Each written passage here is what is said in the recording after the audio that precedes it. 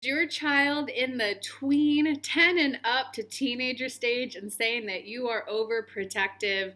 Maybe they're using harsher words like overbearing or you don't trust them. This video is for you. So, when your child is a toddler, yes, you have to take things out of their hands in order to keep them safe. You have to keep them out of certain rooms in order to keep them safe. But there's a switch that happens when your role of protecting them comes instead of taking bad things away from them. It's about being there right by their side as they're going through it and being a sounding board for them. So, in one of my recent client calls, her son was just mentioning, well, I get like 1 hour a week on my PS4 because you think the games are too dangerous for me.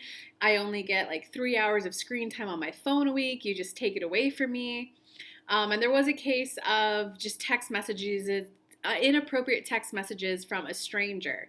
So, guys, what happens is if you just take the phone away from your child, they're going to feel that you're being overprotective, overbearing, and they're not learning. Yes, you are protecting them, but you're not teaching them the life skills. So, what her and I walked through was instead to ask questions and go, oh, this is an interesting text message thread.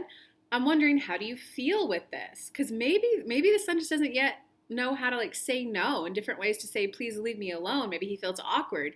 And in which case you get to listen to your son like, well, honestly, I feel really weird, but it's my teacher and I don't know what to do. Okay, well, here's things that you can say. And by the way, we're going to the principal. Now your child is actually being protected because he's learning how to think on his own.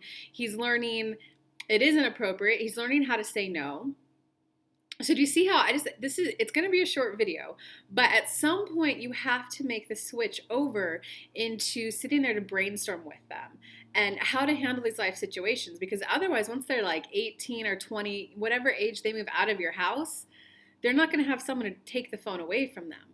They're not going to have someone to say that's inappropriate. They're going to be a lost little bird on their own. But if when they're in your household, you sit down and have like, I don't know, maybe you just set a schedule of once a week, have like a meeting with them.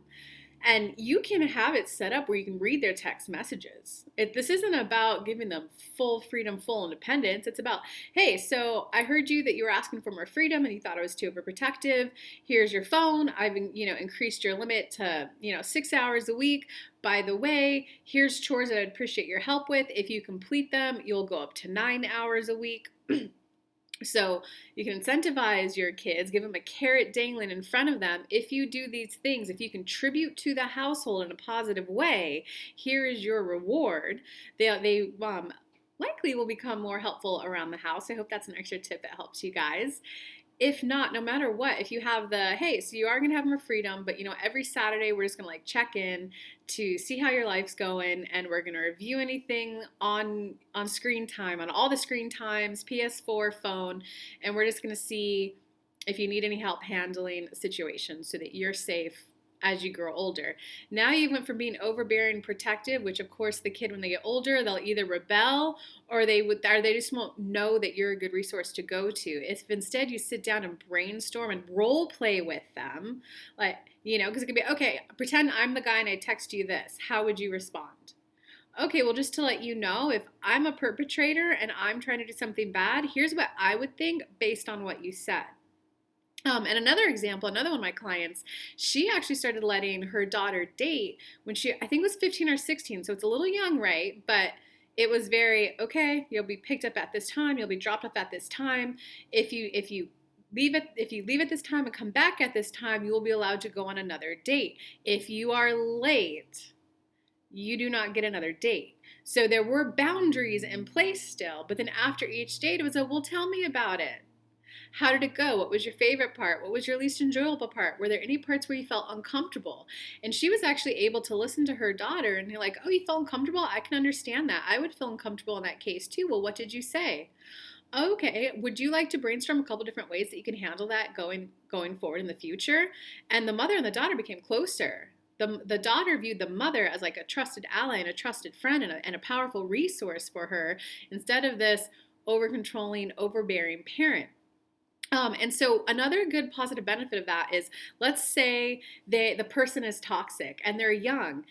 They're at least going to experience a toxic relationship while under your care, and when you could go, Well, how did that make you feel? You listen to your child and then you go, if they're on the money, that was creepy, that was weird, I felt awkward, perfect, right? But if not, because kids, it's their first time on this planet, right? That's when you could say, that's so interesting. If I were in that situation, I would probably feel this way. It opens up that dialogue so that hopefully they can start to learn to spot red flags while under your care. And then when they get out of your care, they're not going to date that narcissist and get whipped on that narcissist for years and years and years. They could hopefully start to go, you know what, that didn't feel good. And then you can highlight, well, let's like pull up someone's green flags video. What's a green flag in a relationship? What does a healthy relationship look like? So I hope this guys helped you with your kids. My name is Kelly Lunt. I'm an intuitive coach. I love combining all things spiritual and psychology. If you have any questions or comments, just write them below. If you're looking for more up close and personal work, I do have spots open for one-on-one coaching right now. A link for that is in the description.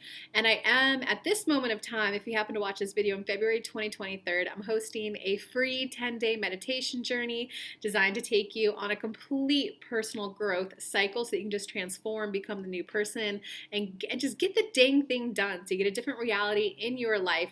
I'm hosting that for free in my Facebook group, which I will link in the description at 9 p.m. Eastern time. But I hope this helped. Have a good day, guys. Bye.